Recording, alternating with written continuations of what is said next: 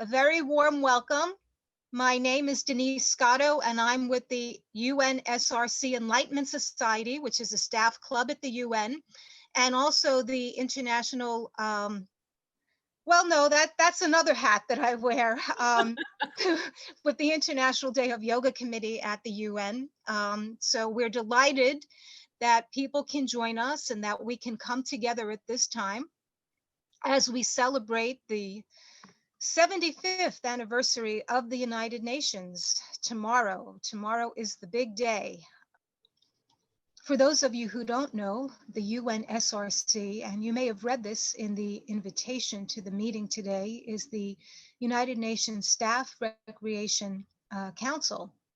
And the Enlightenment Society is part of that council, which includes hundreds of clubs. You know, we have a photography club, a travel club, a Portuguese language club, and then we have the Enlightenment Society. And the Enlightenment Society has been around for decades, for close to 60 years, actually. It's been different names and it's gone by different names, and the current one is the Enlightenment Society.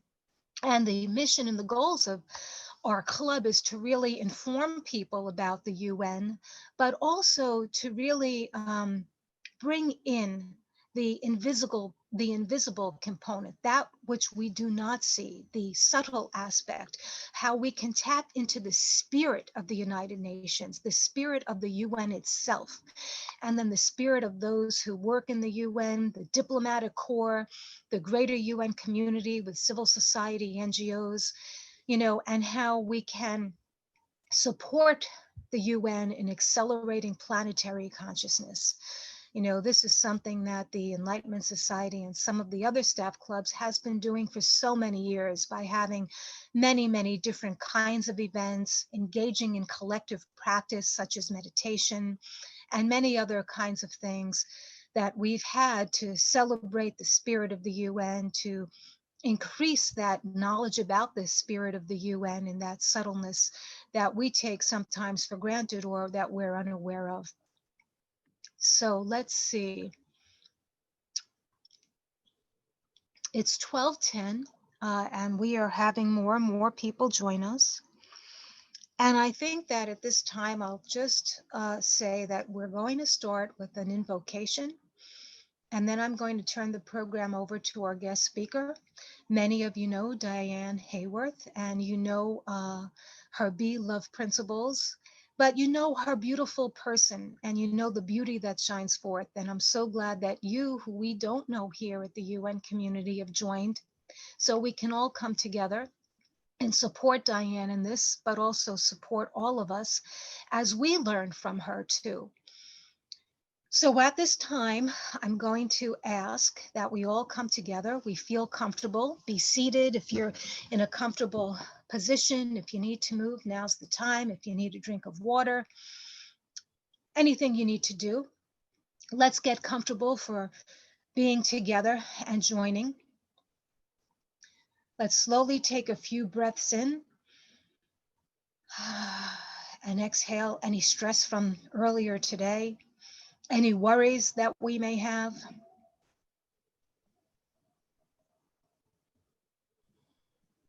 As we breathe in, we bring in everyone and everything with us.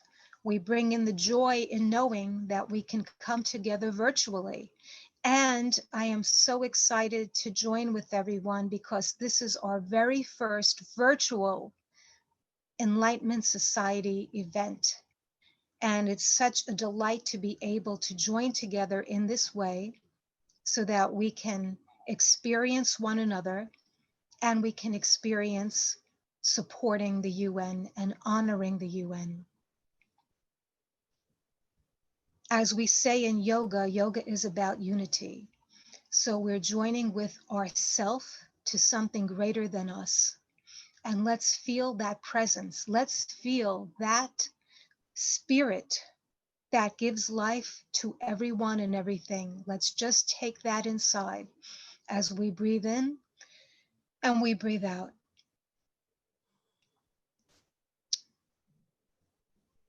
And we can connect now to each other, to one another. And we can feel how this energy is stronger. And I'm going to ask that as we breathe in and out and join with one another, we also turn our attention to the United Nations.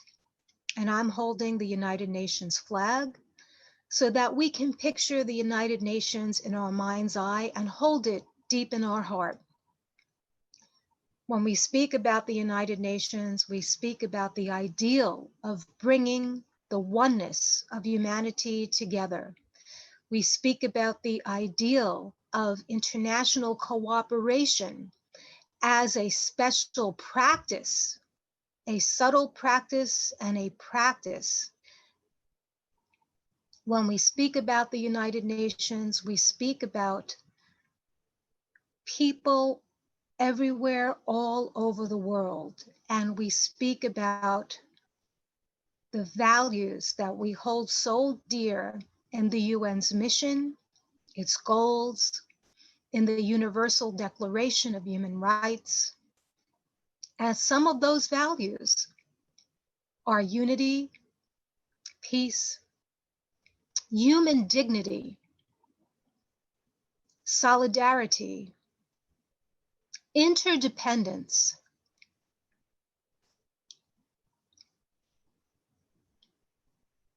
kindness,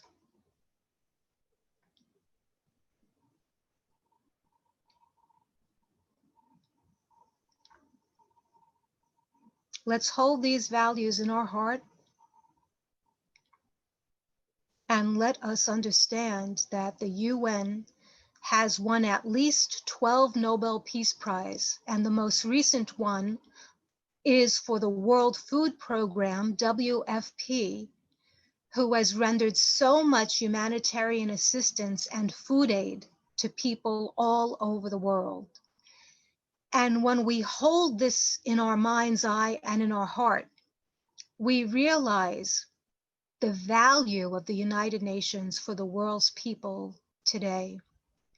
And we support these important values and practical action that has helped the daily lives of so many around the world. And we amplify this, and we see these good deeds continuing. Yes, the UN needs change. Yes, the UN needs more relevance today. And in a world where we have increasing militarism, we also are creating more and more communities of people who have loving hearts, goodwill, and the will to do good. Friends, as we honor the United Nations, we remember the UN and all its people, all its leaders. The UN has had a very important spiritual foundation also, which people don't realize, and I'd like to remember Secretary General Dag Hammarskjöld, Secretary General U Thant. U Thant was actually the one who invited a very humble yogi who started in Pondicherry in India and who came to the United States, who came to the New York area, Sri Chinmoy, to hold meditations for world peace inside the UN building. And Sri Chinmoy did that for more than 30 years until the year of his passing. So we have embedded in the UN a lot of these values that we can say are spiritual values. We remember all of those who have passed in the line of duty and in service of people around the world.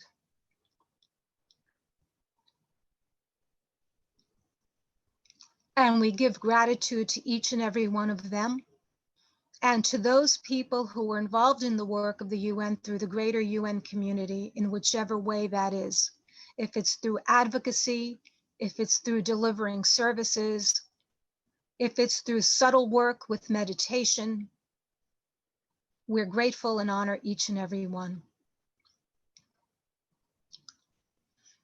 It's my great pleasure for us to have as our kickoff for our very first virtual Enlightenment Society meeting a guest speaker who embodies the very values of love and kindness and compassion. And I find it just so wonderful that we can do that just before the UN 75th anniversary as we experience the eve of the UN's anniversary. Many of you know her, and I've gotten to know Diane Haworth from a retreat that we actually attended together some years ago that was organized by the Brahma Kumaras, in particular Sister Jenna. And I would like to honor her for all of her efforts in creating a better world, in creating the Meditation Museum, in creating such a wonderful network of people who are coming together in love and in compassion, in kindness, to create a better world in their own way. Diane Haworth is someone who, in my opinion, from my experiences with her, is a Renaissance woman. Aside from someone who founded these Be Love principles and who's an author and a speaker and a very highly accomplished coach, she's also a social media expert. She's one of these women who can seem to do it all. And I'm really grateful that we have this ability to be together today. For those of you who don't know Diane, I think that you will find her energy to really be an energy of love. When I met her at this retreat, we were involved in some exercise. And it's with me because it's something that, you just don't forget these kinds of moments, these special moments. And we were gazing into each other's eyes, and I was just feeling incredible, infinite love, unconditional love. And I said to Diane afterwards, you have such a loving presence. I did not know about the Be Love principles. I knew absolutely nothing about her. But emanating from Diane was this incredible energy of the heart. And it's my delight and my privilege to share with you her energy, her presence, her knowledge, her insight and wisdom. And without further ado, I'm going to welcome everyone again to the Enlightenment Society and Yoga Day Committee's special event in honor of the 75th anniversary of the UN with our special guest, Diane Haworth. Diane, the floor is yours. Thank you for joining us and being with us today. Thank you, Denise. I am thrilled to be here. I thank you for those kind words. I receive them deeply. I will say the whole social media expert thing, I would recommend people take with a grain of salt. That might be a little more than we would need, but I'm so excited to be here today. And I want to thank everyone who's taken the time to be with us here and who will be looking at this in the future. We are recording this, so we will, as a matter of fact, I'm going to make sure I have everything set, right? That we will be sending this out, and people who were unable to come will be able to see this. So thank you, thank you, thank you, Denise. Thank you, the Enlightenment Society. Thank you, the International Day of Yoga Committee. And thank all of you for being here. What I'd like to do today is give you 4 pieces of information. First, we're going to just talk very briefly about why it's important to bring consciousness to chaos. I'm thinking we all pretty much know, but I've got a couple little ideas about that I wanted to share with you today. Second, I'm going to just give you a very brief idea of how the Be Love principles came to me. They actually came through me and what they are. Then we're going to talk about a case study that I did earlier this year. And I am beyond thrilled that several of the participants are on the call today. This is the first time they've ever seen this information because this is preliminary results that I just gathered this week, actually. And then we're going to talk about specifically how can you implement the principles? How can you make use of them? We're going to do a quick Q&A. And then for anyone who has time, we will actually do a meditation so that you can have an experience of using the Be Love principles. So that's what we're going to do. So again, thank you so much. Now, why is it important to bring consciousness to chaos? First of all, it's important for you, your experience of the world. It's important for you to have a foundation of calm, of compassion, of all of those wonderful traits that Denise just spoke about that the UN holds dear, right? That's the way that you're able to weather this chaos, any chaos. One of the things that I am really cognizant of is the work of Dr. David Hawkins. And I'm sure some of you are very familiar with his work, especially in the book, Power versus Force. He talked about a map of consciousness. And what he did in that was actually assign a numeric value to some very common emotions that we all have. What he discovered was when we are stuck in those emotions of fear, overwhelm, guilt, shame, even actually entitlement, what that does is make us, we're operating in a very, very narrow view of the world. Because most of the time in that sort of environment, it's really hard to see anything past yourself and your own needs. We are then not able to see the big picture. We're not able to hold the vision that the UN holds, right? We're not able to see all of this. We're actually stuck in that reptilian part of the brain. And what happens is you do not have access to the part of your brain where you have the expanded thinking, where you have that creative problem solving. That you're just not, you just can't access that. So your experience of the world is better when you are able to bring conscious awareness to whatever's going on. The second part of that is when your world is better, when you have a calm, compassionate demeanor as much as you can, right? Because that varies day by day. You create a soothing presence that positively affects your family, your community, your country. It creates the world that the United Nations is here to help usher in. It helps create that environment of oneness. What is good for the all? That's how we get there. So this idea of being love, to me, that is a lofty goal, but it's so attainable. We just need tools to do it. The Be Love principles are one tool that helps you live into the love that you are. So that's what we're going to talk about today. And I hope you guys can see I'm super excited. I just live and breathe this stuff. It is absolutely fantastic to me because I see the difference it's made in my own life, in the lives of my students and my clients. It's just a beautiful way to stay focused on what I call that inner divine wisdom. I do want to mention this before we go any further.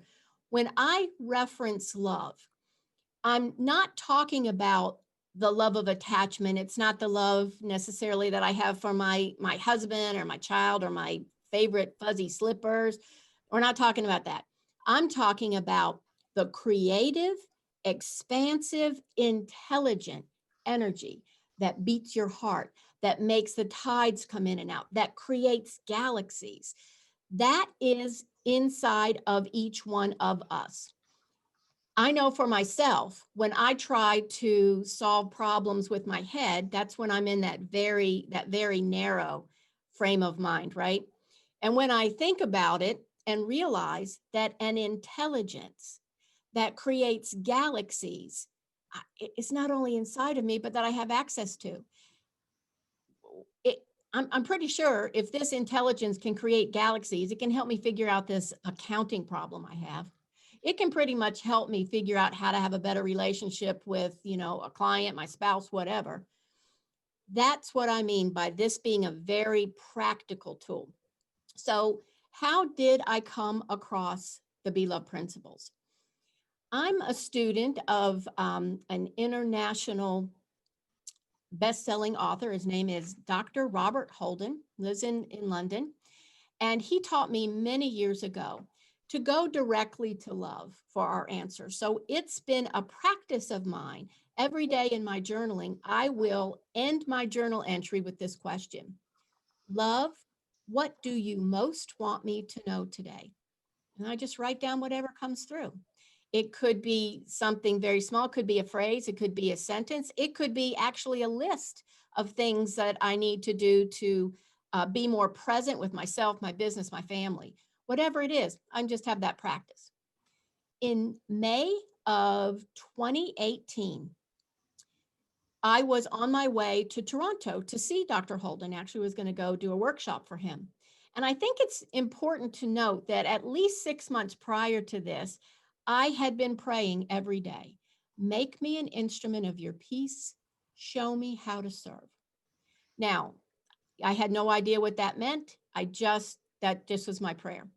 I get to Toronto, I'm doing this exercise, and the exercise was to imagine that you are seated on a foundation of love. Go inside and ask the question: Love, what do you most want me to know today? So I did that, and I'm in a room of like 200 people.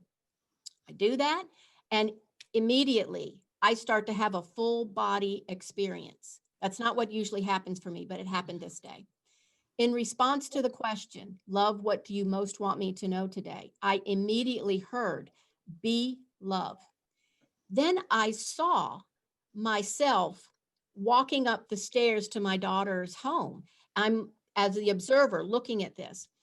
And there are 3 steps that go up to my daughter's front door, which is glass. And on the other side of the door was my then 15-month-old grandson, Embry.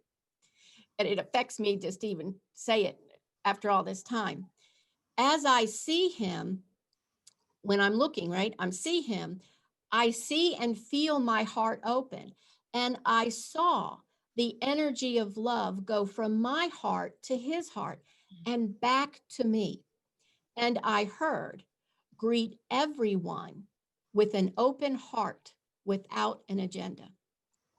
The next instant, I'm inside her home. It's just, his name is Emery. It's just Emery and I.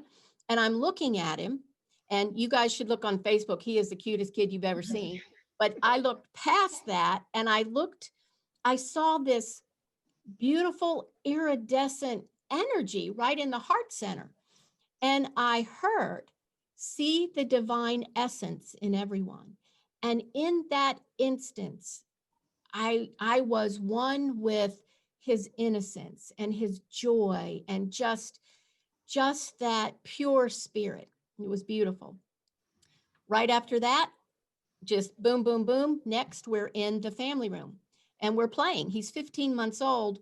He's not super coordinated yet. He goes to toss me a block and he hits me in the cheek. Immediately, I think, oh, he's just a baby. He doesn't know what he's doing. And I heard, forgive quickly, completely, and unconditionally. The very next second, I am in a darkened space. I see an outline of a door, and the door just starts to crack open, and out pours this beautiful, golden, iridescent light. The energy was like, I still, years later, I still can't really put it into words.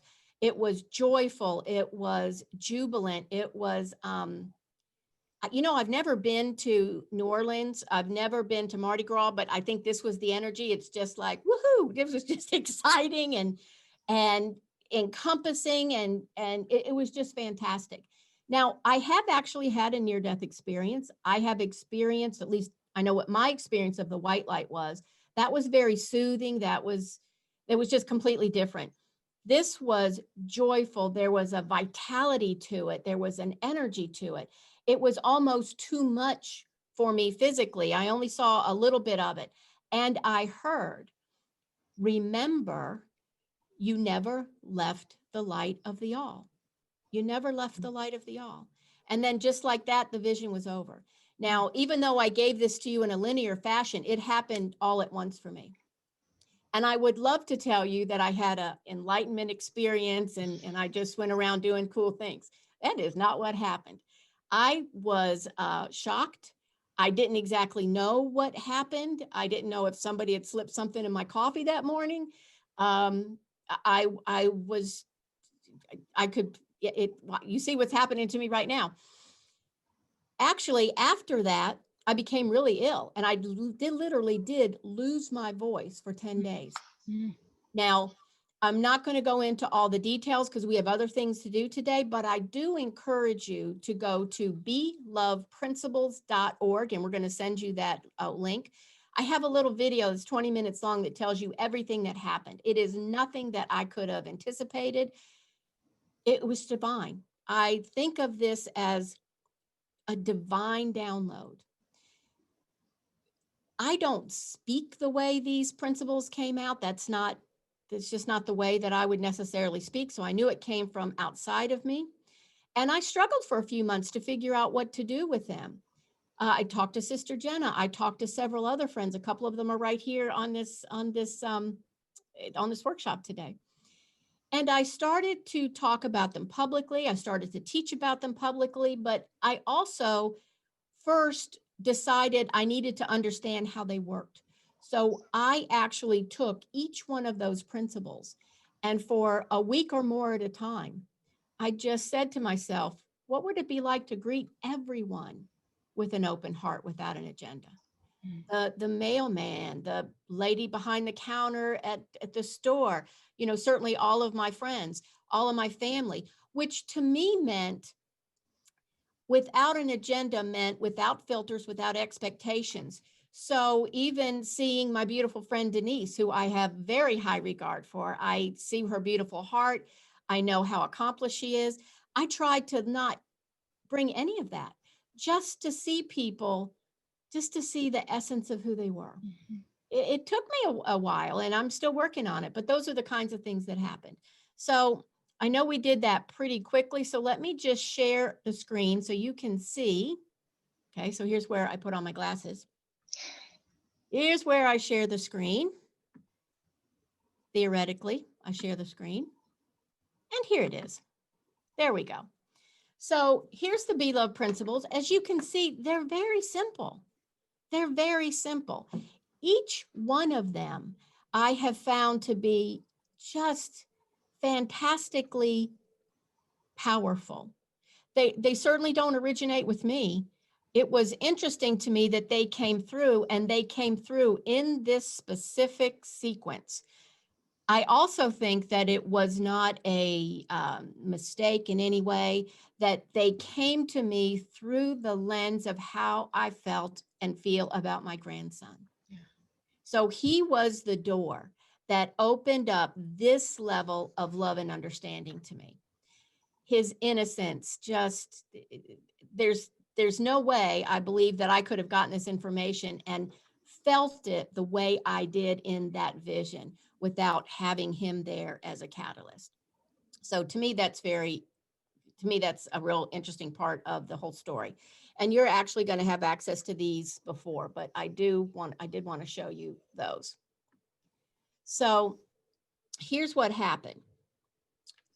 I'm going along and I am teaching about these. I'm speaking about these. I developed a website about them. And I just keep going in and asking, show me what you want me to do. As best I can, I live a guided life. Some days I do better than others, quite frankly, but it's always my intent to live a life guided by that innate divine wisdom that lives in me, that lives in you, that lives in all of us. So I was literally led on how to share these. And again, to be very honest, I didn't always say yes right away to what I was led to do. It seemed scary. I did not grow up in the kind of family where at the dinner table you go, hey, I had a really cool vision today. Let me tell you what happened. That's just not what we talked about. It's just not what we talked about. But the more I worked with the principles, the more that I understood the power they had for me, and I saw the results that not only I was getting, but my clients were getting. And the more people were saying to me, you're different. What are you doing differently now? the more my confidence grew and the more I was able to listen to that pull of spirit. Last December, I was guided to actually start a case study about the Be Love principles. I don't know how to do a case study. I hadn't done a data project since like the late 1990s when I was getting my master's degree. I don't run research projects. I don't have a staff. This is it. This is the entire staff of Diane Haworth right here. So it just seemed overwhelming to me. And it just kept coming. This is what you need to do. This is what you need to do. So that's what I did. I sent out a little note in my newsletter to my community saying that I was going to do this research project and asked anyone if they would be interested. There were specific criteria. They needed to agree to be part of this. It was going to be a 3-month project. And they also needed to agree to chart their progress. They did an initial survey. There was a weekly survey where they would rate certain areas 1 to 10, and we'll talk about that in a second. They had 3 sessions with me, one at the beginning of our project, one in the middle, and then the record keeping, those research sheets that they sent me actually ended the end of March. So I waited a month. And then I did my last session with each of them in May, end of April and May, because I wanted to see what was going on at that point. I wanted 5 people. I ended up with 14. And certainly, although Spirit had led me every step of the way, I did not get the email that said, oh, by the way, you're going to have a pandemic and we're really going to test this out. That email did not get to me. So I went into this just purely wanting to understand how other people would experience the principles if they used it consistently. And every single person in this project, they were all women, beautiful souls. Everyone had very pure intentions. And I interviewed everybody with, I think, one exception. So they knew what they were getting. Well, we thought we knew what we were getting into, I'll put it that way. We ended up to be 14 women, ages 37 to 72. There was someone retired. Most people were working outside of the home. We had a variety of professionals. We had one stay-at-home mom.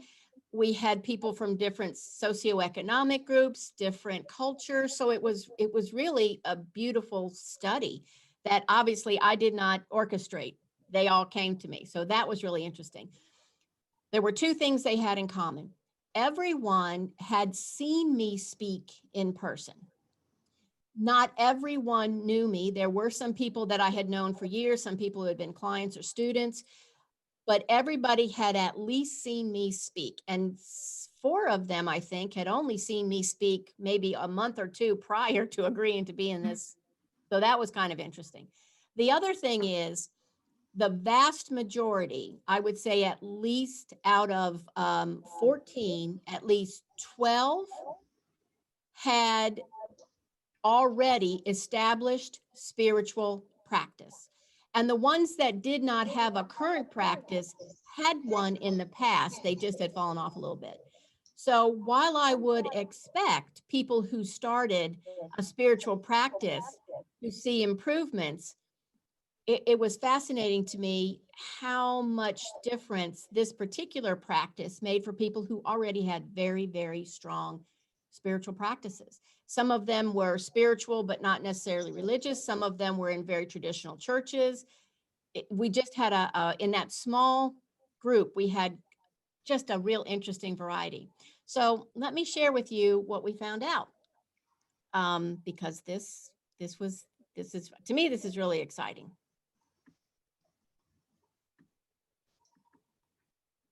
So there we go. So these were the areas that they rated every week: self-love, relationships, clarity, happiness, peace, health, life situation, spiritual connection. I didn't come up with these. All of these were given to me in guidance. Oh. What you're seeing right now is the cumulative increase. I kept records of each individual person and their scores throughout the project. But I also then took an average that week. How was the group doing with self-love this week? How were they doing with relationships? So what you're seeing is an percentage increase per category across the board in this project. Now, what I wanted to point out was not only put the pandemic to the side, that just forget that for a minute. These were women living their lives. There were several of them that lost parents.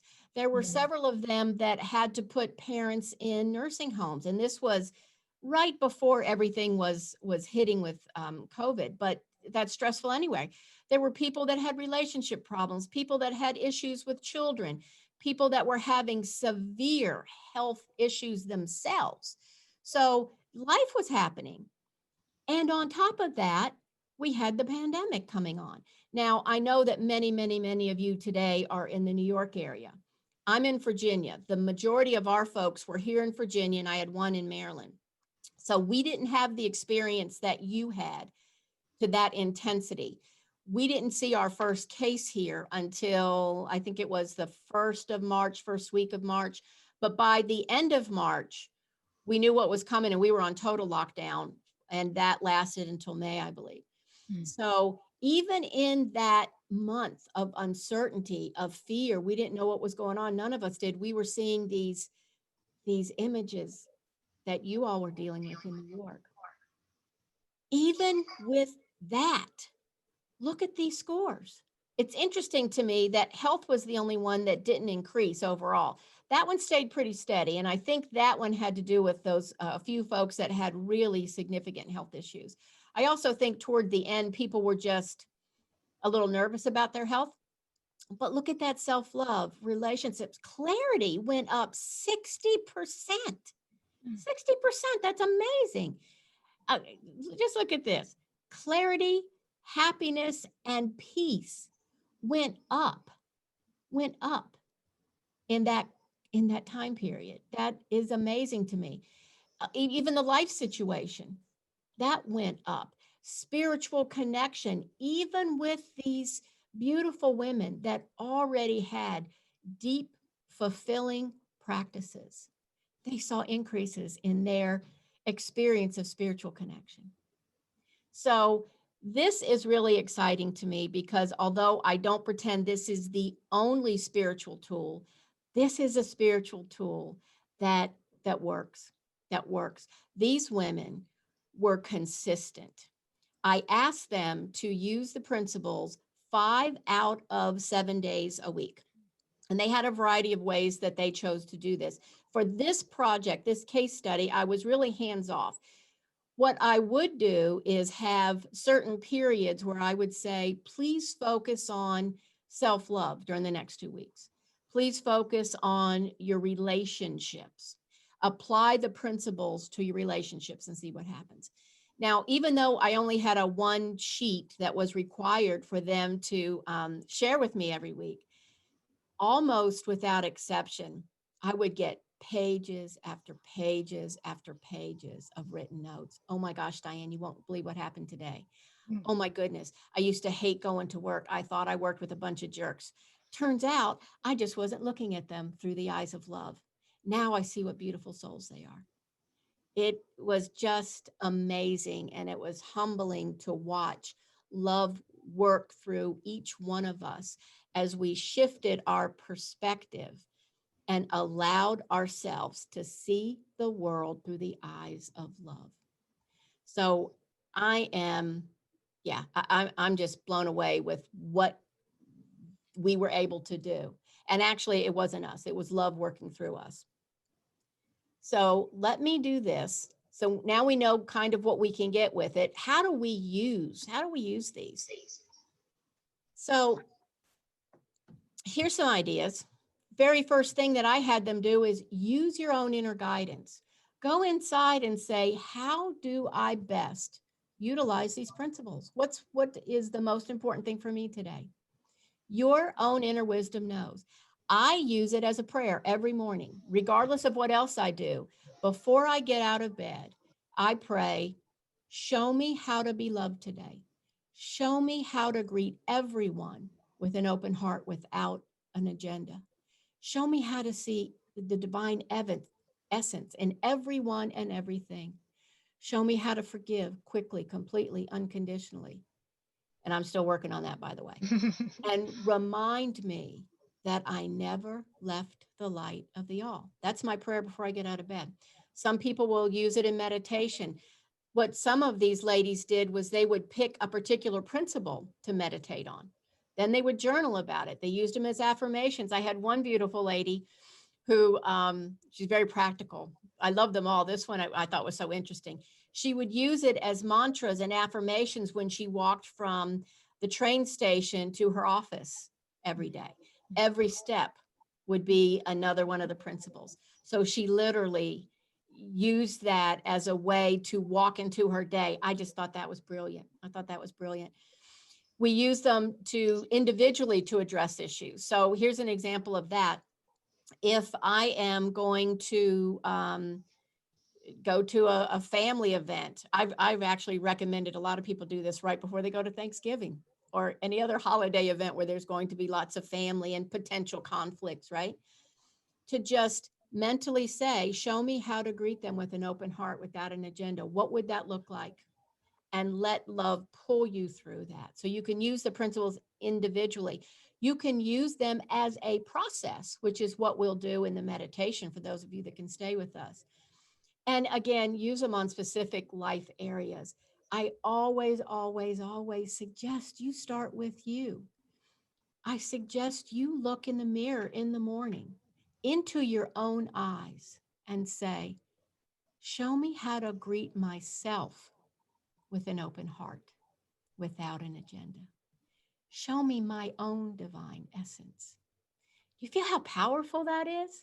Mm. That shifts everything right there. That shifts everything right there. So use them with relationships. And it doesn't even have to necessarily be difficult ones, but those are certainly the ones we most often want help with, right? With finances, I had people, there was somebody in there that hadn't worked in a while, professional woman, who was just having a rough time getting interviews. And then once COVID hit, everything was crazy.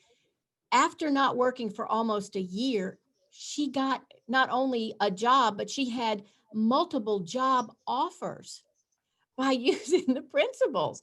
She would ask, show me how to look at this job search with an open heart. Show me what I'm not seeing. She used love as a filter and ended up in a job that she loves after months and months and months of not even getting interviews. So there were just miracles all over using them these ways. So that's exactly what I would encourage and invite you to do. Individually, they're very powerful. Together, there's just a magic to the process. I just think that there's just a beautiful magic to the process. There we go. All right, here we go. Denise, do you want to see if we have any questions? Well, I'll take this opportunity to encourage people. If you have any comments, if something resonates with you, if you want to confirm something that Diane said, if you have questions for her, now's the time. Feel free to use the chat. The chat is open for us. I do want to comment, though, Diane, about what you said in terms of clarity with your case study. 60% change in terms of clarity is just, in my opinion, so significant. Yeah. And when we talk about clarity, we talk about the other spiritual word of discernment, and how wonderful it is that we can create even more clarity or discernment in our life and when we bring it to our decisions that we're making. And how we at the Yoga Day Committee did a program on this concept of discernment in decision making. So I think that it's beautiful for us, even here with the Enlightenment Society, to think in our own life, but then applying it to the work that goes on, in the Secretariat, and not to poo-poo what we can consider simple truths, simple but profound truths with pretty incredible outcomes and impacts, right? So that's just a comment that I'd like to share. I think we have something coming in the chat. Someone is saying thank you.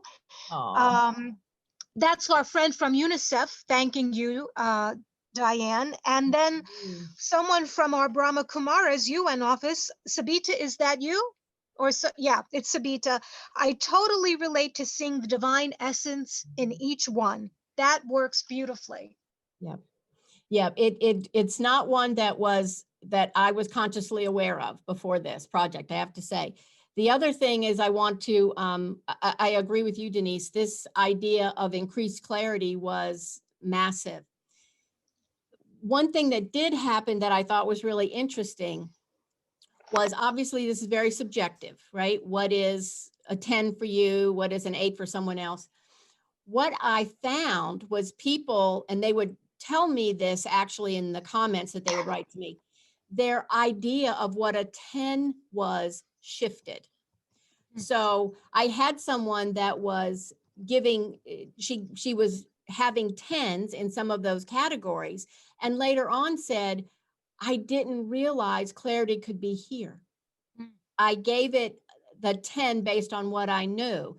And to me, when I'm explaining this in when I'm speaking, it's like you have cheesecake and you've had the best cheesecake you've ever had. And man, in your mind, that's a 10. But then you go to New York and you get a slice of real cheesecake. And all of a sudden, man, your understanding of what a 10 score of cheesecake changes. So that was something that was certainly beyond my mathematical understanding on how to figure out to put that in the data, but it was something that was really interesting to me. Very interesting to me.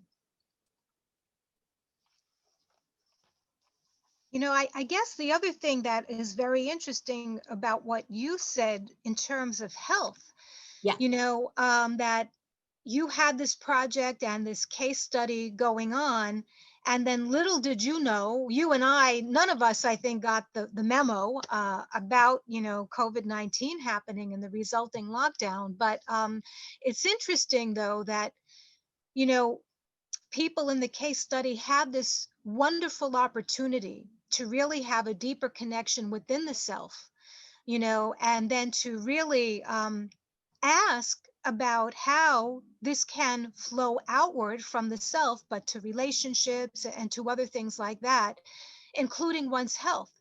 And it's interesting, as you pointed out, that the impact on health doesn't appear to have anything significant, but I kind of beg to differ about that. I think sometimes we don't realize uh, the impact on our health and well-being. I don't know if you have any thoughts about that or want to comment. Well, I agree. And I thank you for bringing that up, because that was one thing we all know. And before I say this, let me make sure I say I'm not a doctor. I'm not a psychologist. I'm not a therapist. I'm not a scientist. I'm nothing that ends in a ist. But I do know that our physical health is affected by our mental health. So what I believe is, over a longer period of time, the more our feelings of peace and happiness and joy rule our lives, the more we are able to see positive benefits physically. And again, I'm not a doctor, but that's my belief. I know that I actually feel physically healthier than I have in years, actually. And what I have noticed that's interesting is people who have serious health issues, because people do, their experience of it is softened, there's just a grace and an elegance that they're able to bring to their experience that just has to come from outside of themselves. It just has to come from outside themselves. So I really appreciate you bringing that up. Thank you. Well, I think that's a beautiful point that you just brought up about people who are experiencing apparent serious illness. and how these principles can soften their experience or provide them with a different perspective, and I think that's crucial.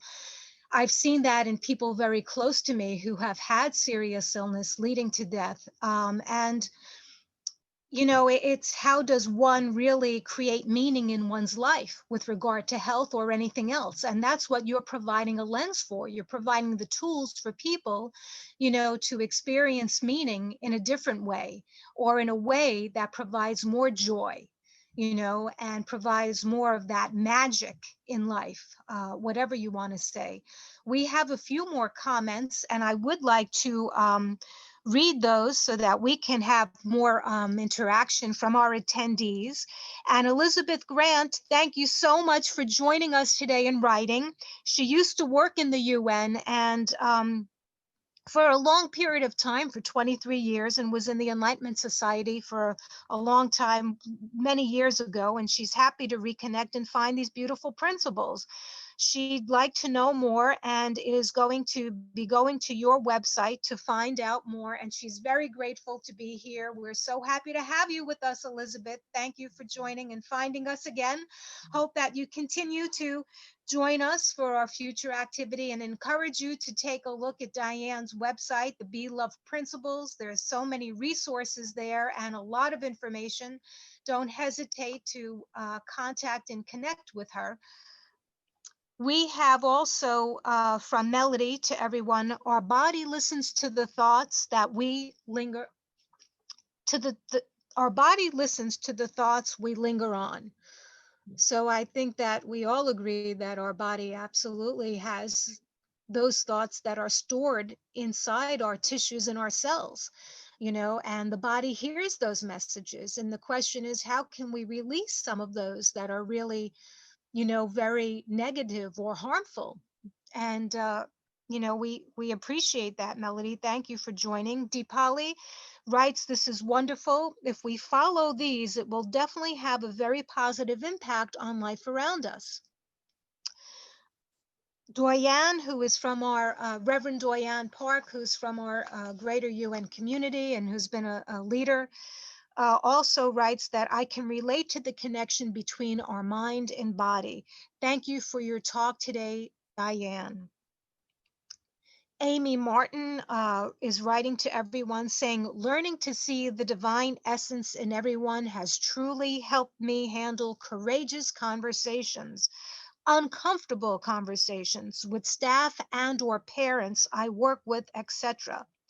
It has opened my mind to such love and grace for both others and myself. I feel so much more confident. Thank you, Amy. Yeah, I think there's just a lot of truth to that. We can't underestimate this idea of uncomfortable conversations in difficult situations. I mean, life is not always a bed of roses, right? And I think that Diane is providing us with those tools so that we can, another metaphor, we can create lemonade from lemons, right? We change our perception, and the world changes, right? We've heard this from spiritual masters before. So thank you so much, Amy, for your contribution. I want to go back to Sabita from the Brahma Kumaras. I was intrigued by the fact that the innocence of your grandson touched you in such a deep way and awakened something in you. Would you say, this is the question, would you say that most of us probably have lost touch with that? And that's what could be a block to our unconditional love. That's a question for you. I would thank you very much for the question. I would say that would certainly have been true for me. That would certainly have been true for me. I had my adult identity on and what I should do and shouldn't do. And even though, I've been a heart-centered success coach for years, I've been studying this for decades. This being able to be around him in that pure little soul. And if you are blessed to have small children in your life, fantastic. If not, I found that any any young soul, I don't care if it's a puppy, a kitchen, a kitten, any any new little soul that has that playful joy, curiosity, that's what was reawoken in me, right? That's what I woke up to. And understanding that when, especially with the forgiveness piece, he was so small, it was just obviously, well, that's all he knew how to do, right? He's a kid. For me to bring that to everyone and realize everyone's doing the best they can, whether I agree with their actions or not. And I also want to say, this is not about condoning bad behavior. This is not about that. For me, this was an understanding. Was I going to be a hostage to my anger or resentment? Or was I going to allow myself to be free enough to see the divine essence in others and love them unconditionally? That's what it was about for me. So, and I'm anxious if we have a chance, Denise, to lead people through that short process, and give you a taste of it. I will say on the website, there's lots of free stuff. There's interviews, there's a free ebook, a workbook, there's meditations.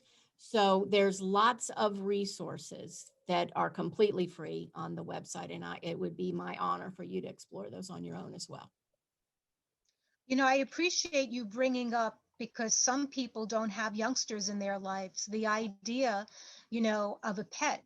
So many people do have our animal companions, and they're such a source of unconditional love. So there are ways that we can tap into that Yep. if we don't have youngsters, but again, through our animal companions and many other ways. I just want to bring up, though, again, something I think that it was Amy that wrote about, and it's about the challenges that we face in life. Life presents us with challenges, and the question is, what do we do? How do we really respond, right? How do we not react, but how do we respond? How do we bring the situation and use it to an opportunity for our further growth, for our further development, for the way that we can create a better situation or find the positive? And I think that these tools, Diane, are ones, especially as you honed in on and resonated very much with me, the concept of forgiving quickly, completely, and unconditionally. I know that so many people in positions of power and leadership, and people, in the legal field, and I've been a practicing attorney for many years, and I'm still involved in the field. It's all about their identity as a lawyer, and they forget about the person, bringing themselves as a person. It's the lawyer, and this idea of, forgiving so completely and unconditionally, I think is something that could be very difficult in the circles that I travel, So I just bring that up because in our own way, all of us have challenging situations. And how do we overcome that? Or how do we, handle that in a way with more ease? I actually have clients who are attorneys, and that is an interesting profession because it's all about I'm right, you're wrong, who wins, right? But I have been so humbled by the beautiful spirits that truly look for the the best outcome for all. And again, I will not tell you that forgiveness is a piece of cake for me. It was when it came to my grandson, but it is something that I had to learn. What I certainly understood through the principles is the opportunity for my own freedom. And when I am free of resentments, regrets, those sorts of energies, I can access that part that has the beautiful, intelligent, creative problem solving. So that there's such a wonderful benefit. That doesn't mean we don't live in the real world, because we do. We do. I personally love the idea, and I know many people like this, and Denise, you're certainly one of them, that can operate in the legal profession from bringing love with them. Bringing love with them. How do I see this a different way? How do I see this for the highest and best? Obviously, you have to do your job, but how do I see this differently? And to me, that's what love lets us do. That's what love lets us do. And when it comes to the forgiveness, I've said this many times on stage. I wish there was a pill. I do. I wish that I just wish we had something like that. We don't. No, we don't. But I actually ask love, show me how to see this differently. Show me how I am willing to forgive. I don't know how. Show me how. And that, again, why would I try to figure that out when I can't? Why not let that intelligent energy that lives within me be my guide? And that's what I do, especially in the forgiveness part. So I'm glad that you brought that up. Thanks. Well, I guess one of the things that keeps coming through to me as you're talking and as I've read the comments is the ability for us to be open, right? It's for not censoring the self, for really being in a space of stillness and an openness so that we can hear, we can really get the wisdom, the insight, so that we can, really bring in new understanding, right? Possible new choices or ways of behaving, Right. being willing to try new things. This is openness, this is flexibility, this is something that, is allowing each and every one of us to evolve in our own consciousness, in our own soul path. If you're a spiritual person, you could say in one's soul evolving, but, in our own consciousness. So I think that, this is a real key when we speak about people being spiritual and having a dedication to serving in the world for the betterment of themselves and everyone in it. I think that these go in hand together. Yeah. And we're not telling, at least I don't ever tell someone not to feel their feelings. All I'm saying is, how can love help you where you are? How can love help you where you are? Honoring where you are and seeing where else you might be. From my perspective, I will tend to see it has to be this or that. Through the eyes of love, I see there are infinite possibilities and certainly elegant solutions that I would never, ever come up with on my own. So that's why I would say we need to use the Be Love principles. That's certainly why I would invite you to do that. So I think that we're all more than ready for an application and for you to lead us in a meditation. I know that Melissa is very excited for the meditation. She wrote that in the comments. So why don't we give that a go? So thank you. And thank you, Melissa. I'm glad for everyone that stayed on, that will have this little experience. What I would invite you to do is just quickly identify something that might be irritating, a person, a situation, something where there's some perceived conflict. Just whatever comes to your mind, that's exactly what I want you to use. Now, somewhere in your notes, or just make a note on a scale from 1 to 10, how irritating is that? And just make a note somewhere. Just make a note. Okay. So let's do this. I invite you to close your eyes. Just settle back in your chair. Feel yourself supported. Feel your feet on the floor if that's comfortable for you. Let your arms just gently be supported on the sides of your chair, in your lap, whatever's really nice and comfortable for you. Now, what I'd like you to do is imagine that you are breathing love in through the back of your heart and out through the front. Breathe love in through the back and out through the front. Breathe love in and out.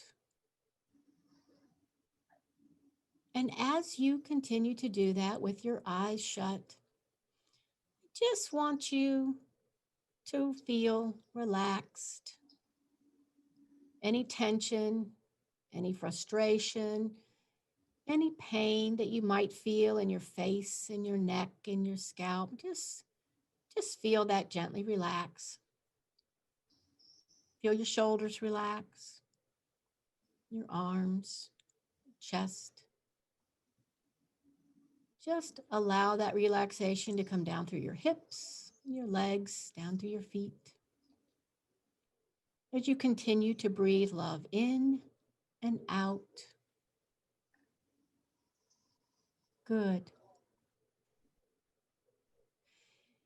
Now, in the sacred space of your own heart, I want you to bring up the person, the situation, the issue, whatever it is that you brought to mind a few moments ago.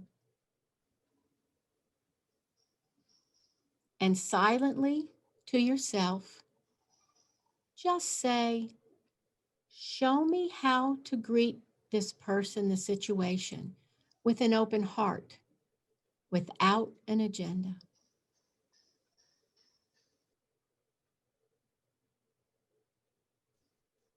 Something may come now, may come later. Just trust this process. You are opening to love. Show me how to greet this person, the situation, with an open heart, without an agenda. Continue to breathe in and out of your heart.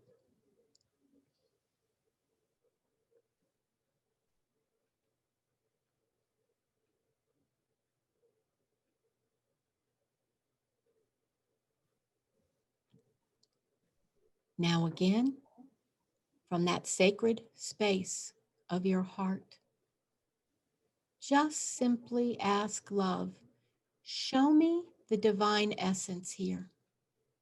Show me the divine essence here.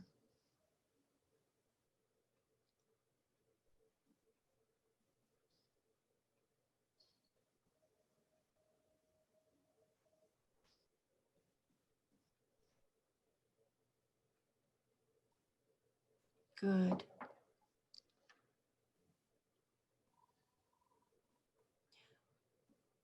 Knowing that we are not condoning any specific behavior, think of that person or situation and ask, show me any forgiveness opportunity here. That's the first part. Show me any forgiveness opportunity I have here.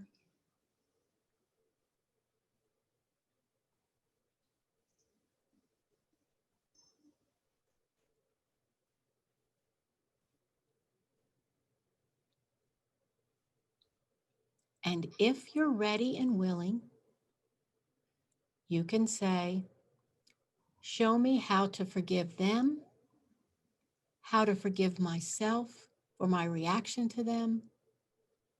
Show me what it feels like to forgive completely and be totally free. Just feel. Allow your body to feel what it would be like to be completely free of any resentment, any regret around this person or situation. Just breathe into that.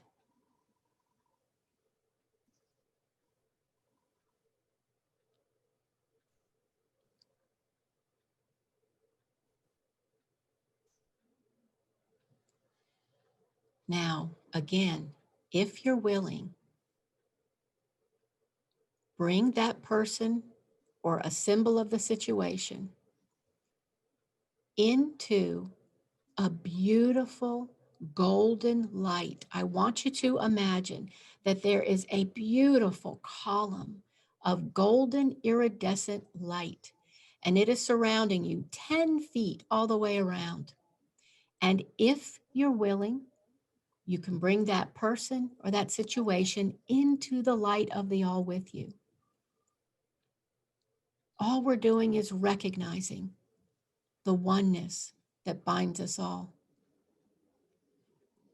As you are in the light, imagine that that beautiful golden light is gently touching your crown, penetrating down through your skull, through your face, through your neck. It is infusing every cell of your body with source energy, the joy, the love, the compassion, the curiosity, the innocence of that pure divine love. Feel every cell bathed in that as you imagine that light gently cascading down your neck, over your shoulders, infusing your arms, your hands. It flows down your chest, invigorated by your heart energy. Let it flow down your trunk, cascade over your hips, down into your legs. Feel what divine love would feel like infusing every cell of your body.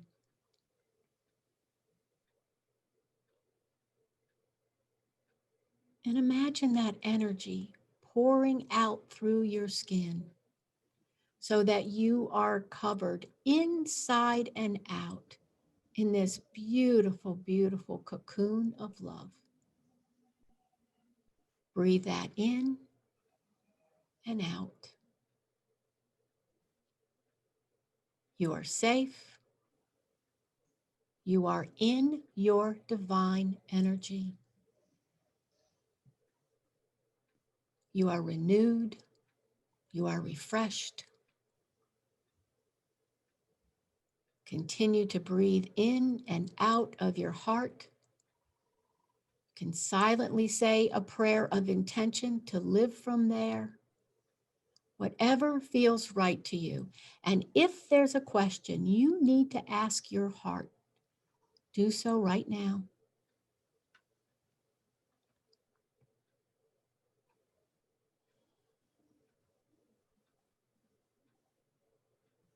Good.